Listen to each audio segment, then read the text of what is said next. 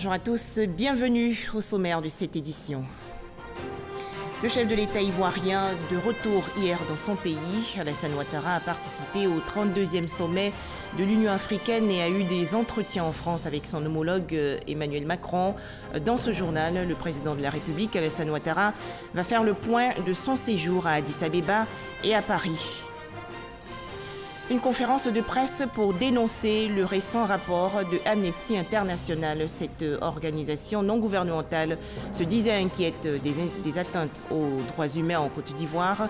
Le président de l'autorité nationale de la presse, Raphaël Lacpé, monte aujourd'hui au créneau.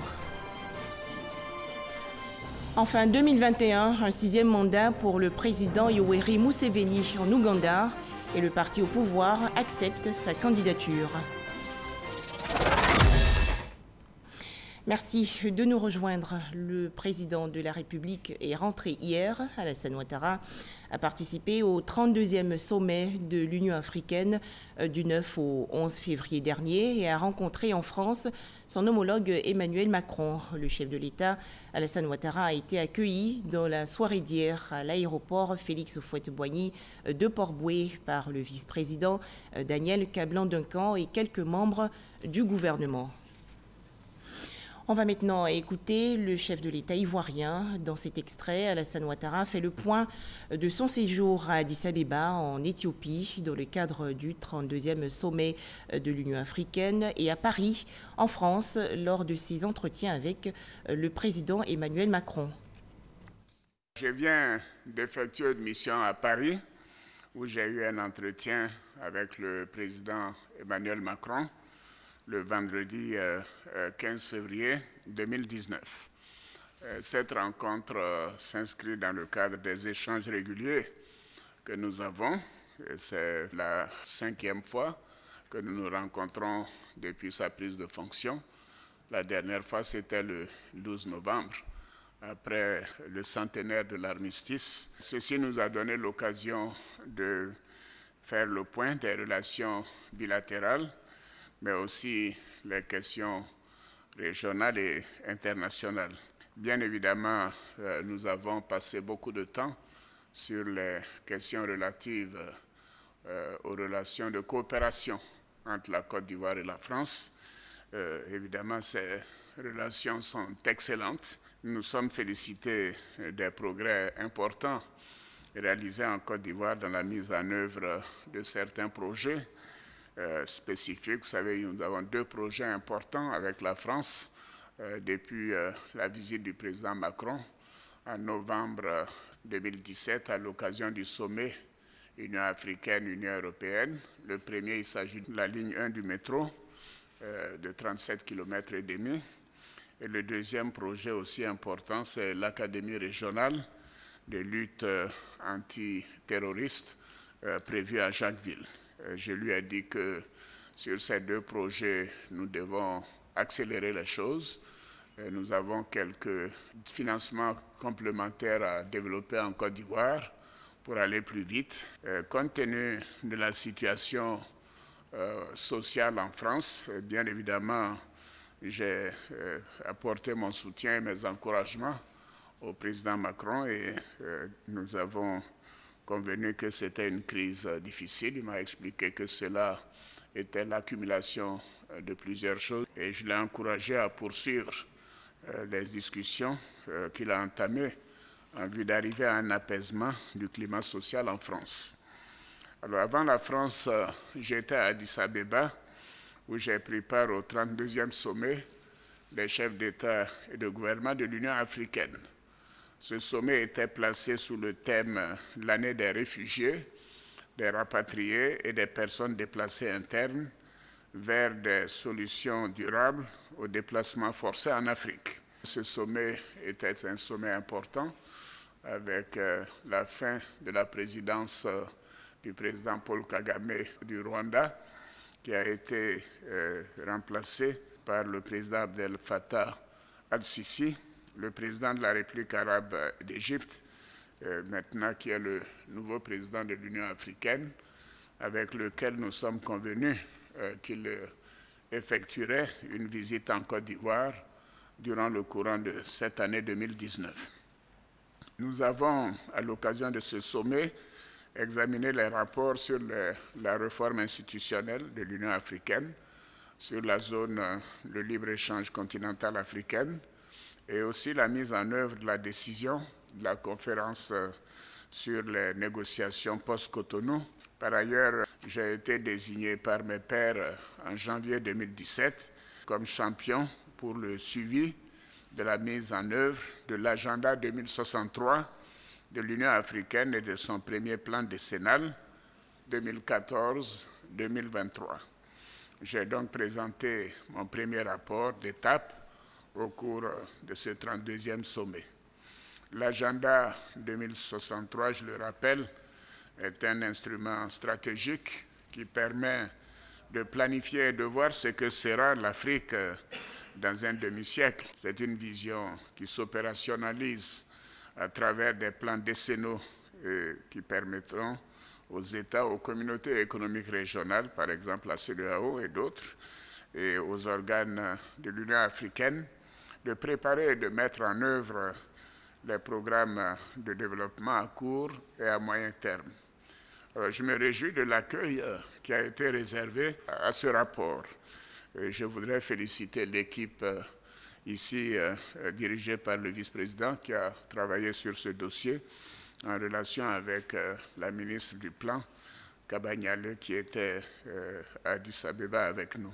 Et moi, je souhaite que les États de l'Union africaine puissent harmoniser leurs plans de développement pour les intégrer à court terme dans l'agenda 2063. C'est d'ailleurs ce que nous faisons en Côte d'Ivoire. Alors, en marge de cette 32e session ordinaire, j'ai pris part au 28e Forum des chefs d'État et de gouvernement du mécanisme africain d'évaluation par les pairs, le MAEP, et au cours duquel nous avons présenté le rapport d'évaluation sur la Côte d'Ivoire. 2 autres pays étaient concernés. Et vous vous souviendrez que notre pays a signé le protocole d'adhésion de manière volontaire en janvier 2015. Il reste encore une vingtaine de pays qui n'ont pas souscrit au MAEP et nous les avons encouragés à le faire et à se soumettre à cet exercice. C'est un dispositif de contrôle réciproque visant à favoriser la bonne gouvernance en Afrique, dans chaque État africain, et qui a pour objectif d'encourager les États membres de l'Union africaine à adopter des mesures conduisant à la stabilité politique, à la croissance économique, au développement durable ainsi qu'à l'accélération de l'intégration économique sous-régionale et continentale, avec le partage d'expériences et le renforcement des meilleures pratiques. Les membres de l'équipe du MAEP, du panel du MAEP en charge de la Côte d'Ivoire ont fait une évaluation complète et sans complaisance de la gouvernance dans notre pays. Ils ont relevé un certain nombre de points sur lesquels des efforts doivent être accentués par le gouvernement, tout en soulignant des progrès impressionnants accomplis par notre pays au cours de ces dernières années. Et nous avons reçu les félicitations de tous les chefs d'État qui sont intervenus et je leur ai dit que nous devons ce rapport à M. Ali Koulibaly, ministre de l'Intégration, et Bernard Konan, qui est le point focal donc, du MAEP en Côte d'Ivoire. Pendant mon séjour à Addis Abeba, j'ai également échangé avec le nouveau président de la République démocratique du Congo, son Excellence M. Félix Tshisekedi, et aussi avec le nouveau président de la République de Madagascar à sa demande, son Excellence M. Andry Rajoelina. Et ces 2 chefs d'État nouvellement élus tenaient à venir se présenter à nous, mais également à s'inspirer de ce que la Côte d'Ivoire a réalisé en quelques années, malgré la crise post-électorale et la situation que connaissait le pays en 2010-2011. J'ai passé beaucoup de temps à expliquer au président Tshisekedi qu'avant toute chose, c'était la paix et la sécurité. Et je crois qu'il est fortement engagé dans cette voie.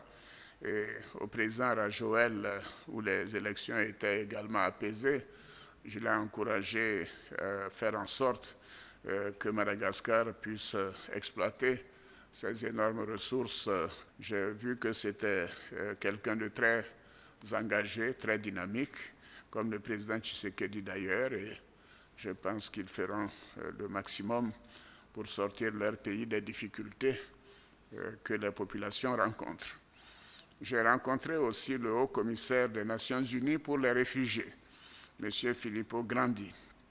Et ce dernier a félicité notre pays pour la manière exemplaire avec laquelle nous avons traité ces questions, la question des réfugiés, ce qui a abouti au retour en Côte d'Ivoire de la quasi-totalité des réfugiés de la crise post-électorale, je crois près de 96-97%. Et avec lui, nous nous sommes mis d'accord pour procéder à la fermeture des camps au Ghana et au Libéria avant la fin de cette année 2019. Des images à présent. Aujourd'hui est un grand jour, c'est l'inauguration du canal de Vridi, élargi et approfondi. Cérémonie en présence du Premier ministre Amadou Gon Coulibaly. Cette réhabilitation du canal de Vridi permet désormais au port d'Abidjan d'accueillir des navires de nouvelle génération. Nous allons revenir sur cet événement dans nos prochains journaux. Autre activité du Premier ministre ivoirien Amadou Gon Coulibaly a accordé hier une audience aux dirigeants de Masco, entreprise saoudienne référence dans la construction des infrastructures, usines et autres stations d'épuration d'eau. Un tout autre sujet à présent, les consultations régionales sur la modernisation de l'administration publique ont été lancées récemment par le ministre d'État, ministre de la Défense, Ahmed Bakayoko.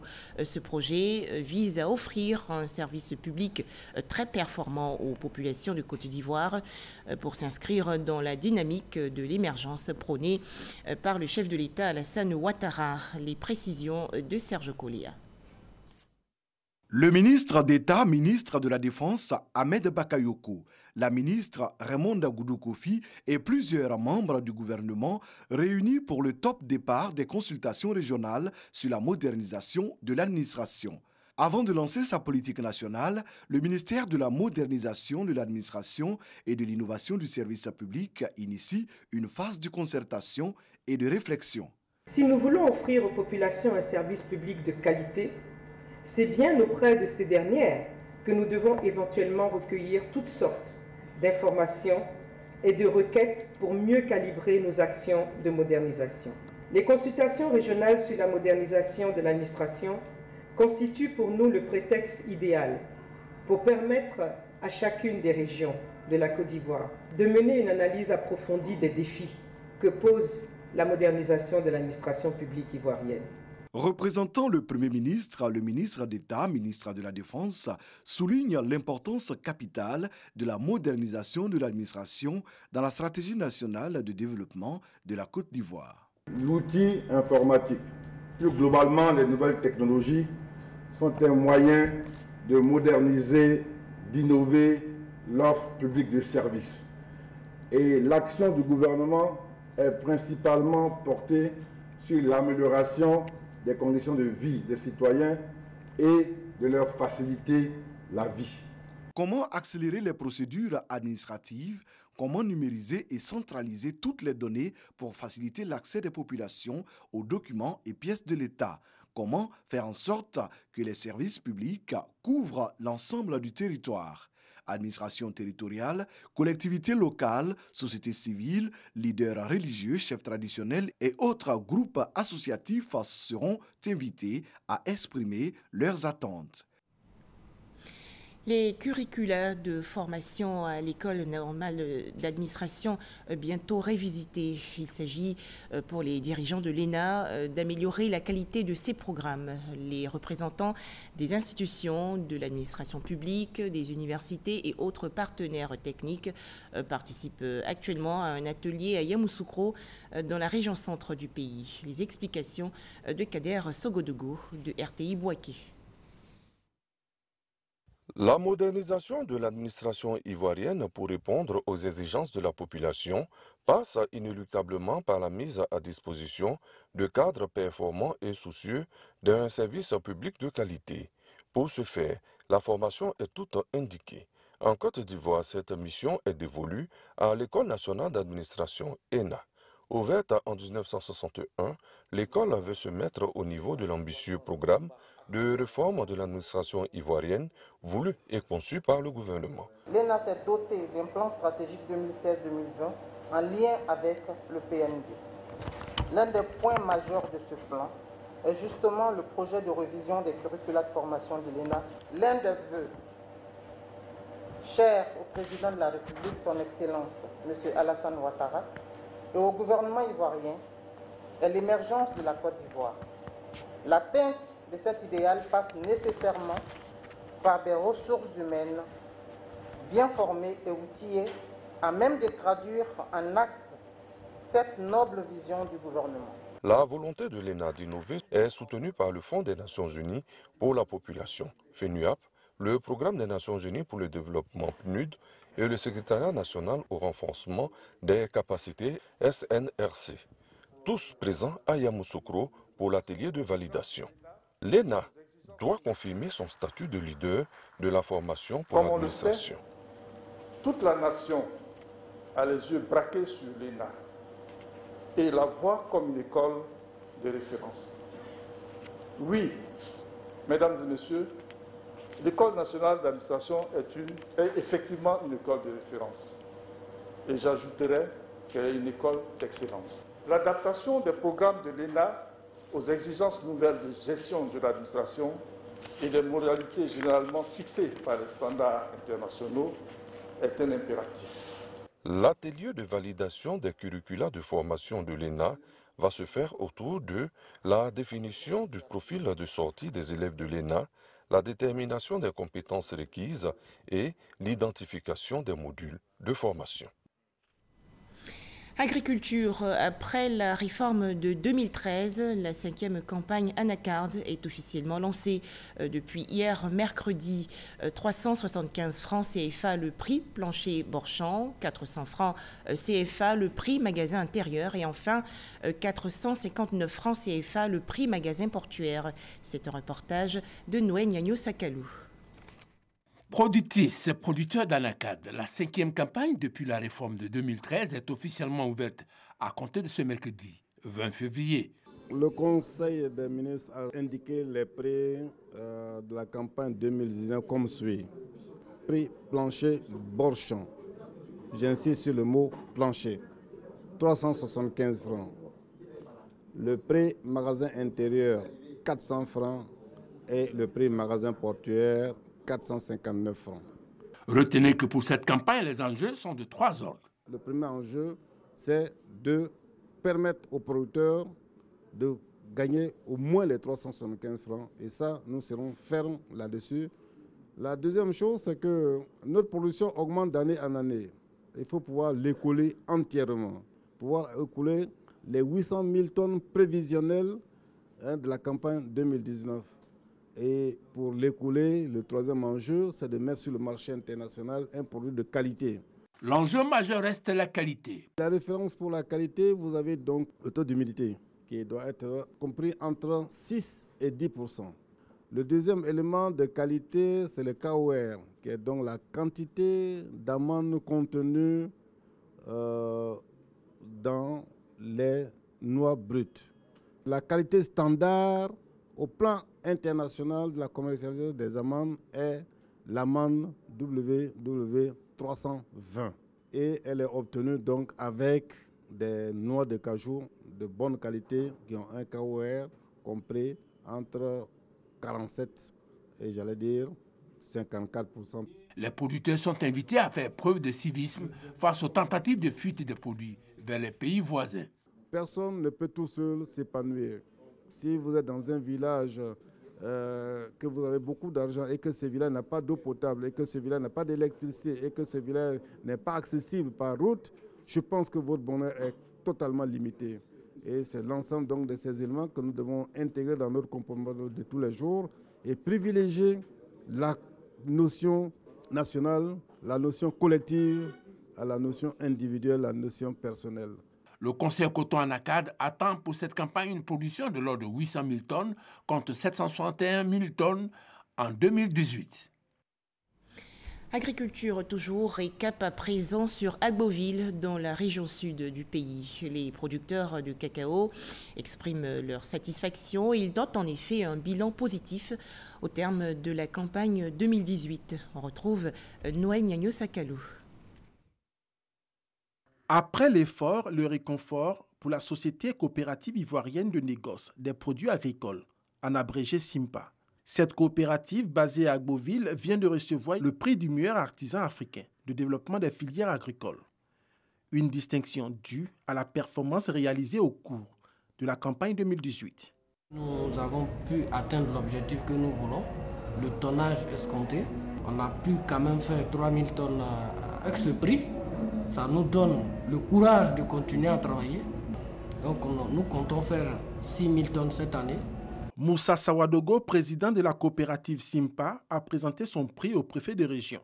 Celui-ci a encouragé le travail abattu qui devra contribuer à hisser la localité d'Agboville au rang des villes leaders de la filière café-cacao en Côte d'Ivoire. La filière café-cacao dans notre région est en pleine croissance. Les planteurs continuent de faire du bon café et du bon cacao. Ils ont même fait la promesse de continuer d'aller plus haut.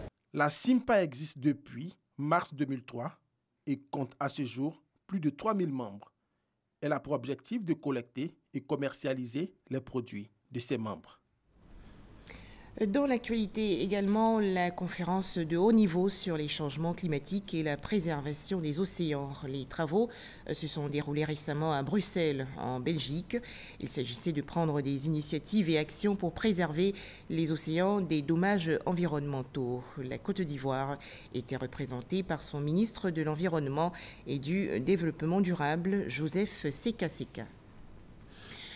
Le rapport de Amnesty International ne reflète en rien les réalités du terrain en Côte d'Ivoire. Propos de Raphaël Lacbé, le président de l'Autorité nationale de la presse. On s'en souvient, l'organisation non gouvernementale Amnesty International se disait récemment inquiète des atteintes aux droits humains dans le pays. On en parle avec Didier Nguissan.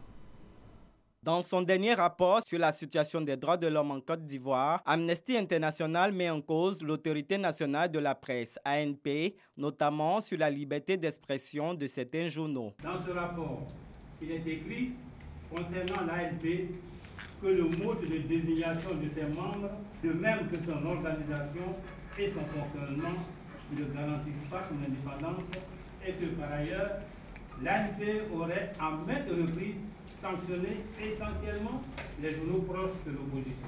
Lors de ces enquêtes, Amnesty International ne l'a nullement approché afin de recueillir sa version des faits qui lui étaient reprochés. Raphaël Lacbé invite donc l'organisation non gouvernementale à adopter dorénavant une démarche d'investigation qui rende compte de la réalité du terrain. Le président de l'ANP dit travailler avec son équipe en toute indépendance. L'ANP rappelle que toutes ces décisions sont motivés et s'appuient sur les textes de loi régissant la profession et sur le code d'éthique et de déontologie rédigé par les journalistes eux-mêmes.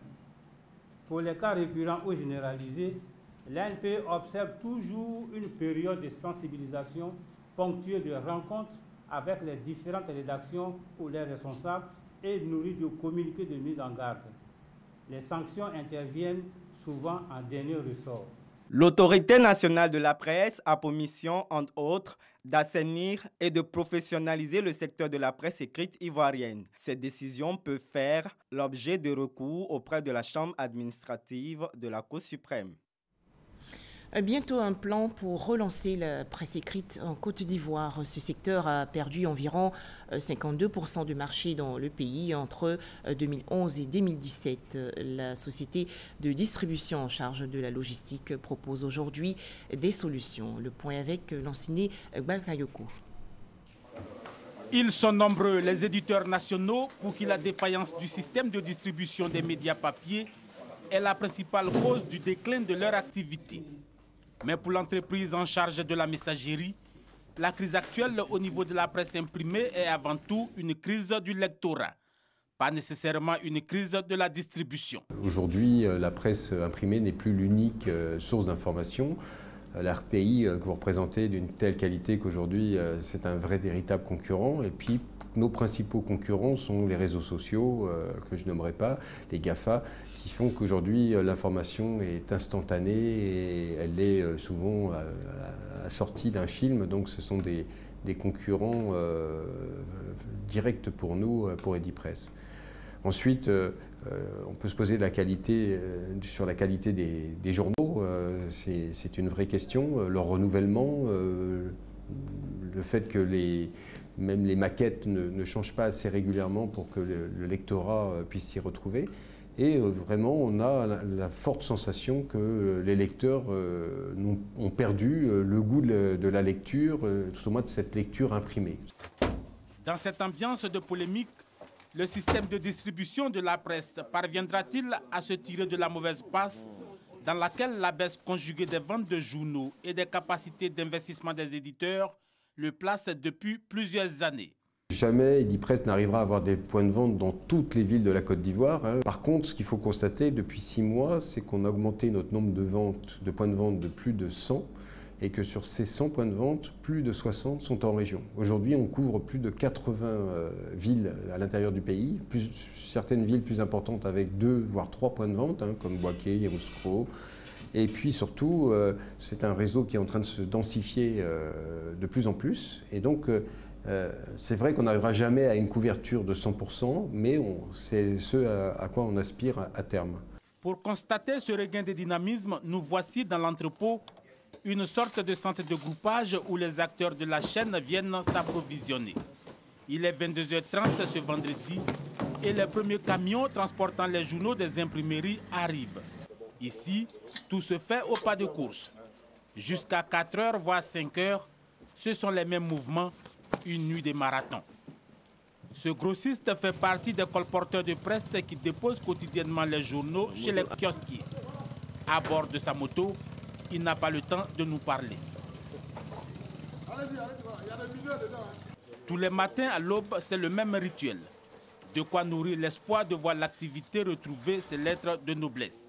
On a inversé la tendance en région. Les scores s'améliorent à la fois dans les stations-service, que ce soit les 2 principales pétroliers avec lesquels on travaille, mais aussi dans les bureaux de poste, où il y a des villes où on n'était pas, et que maintenant on est et qui marchent très bien. Par exemple, je pense que les premières grosses villes qui marchent très bien, c'est Bandoukou, Issia, qui sont des villes où on fait des scores qui sont très honorables.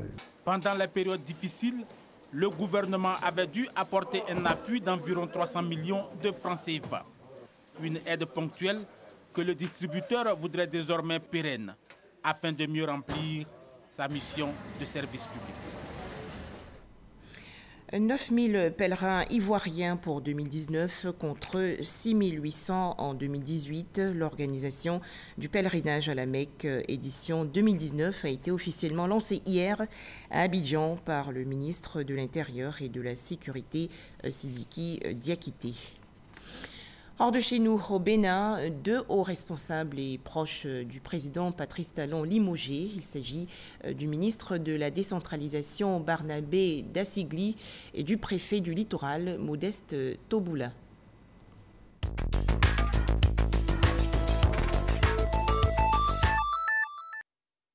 Le préfet du département du littoral au Bénin, Modeste Toboula, et le ministre de la décentralisation, Barnabé Dassigli, ont été limogés par le président Patrice Talon. Interpellé et gardé en vue depuis mardi dernier, le préfet a été entendu par la brigade économique et financière dans le cadre d'une affaire de bradage de domaine public et poursuivi pour abus d'autorité, faux en écriture publique. Le ministre de la décentralisation, quant à lui, serait le commanditaire. C'est lui qui aurait donné des instructions au préfet pour la cession du domaine public. Dans une résolution adoptée à l'unanimité, le mouvement de la Renaissance nationale a appelé le président ougandais Museveni, au pouvoir depuis 1986, à briguer un 6e mandat pour éliminer les freins à la transformation du pays. La résolution a été adoptée par le comité exécutif central du mouvement au terme d'une retraite de 5 jours. L'annonce du mouvement fait suite à une réforme constitutionnelle controversée dans le pays. Elle a supprimé fin 2017 la limite d'âge de 75 ans pour pouvoir être élu président. Un procureur a requis la prison à perpétuité contre l'homme d'affaires turc Kavala, l'accusant avec 15 autres personnes de tentative de renversement de gouvernement. Les faits remontent à mai et juin 2013, où des centaines de milliers de Turcs descendaient dans les rues pour protester contre le gouvernement de Recep Tayyip Erdogan. Voilà des précisions de Ahmed Traoré et Alexis Ouedraogo. Merci de votre attention. Merci de nous avoir suivis.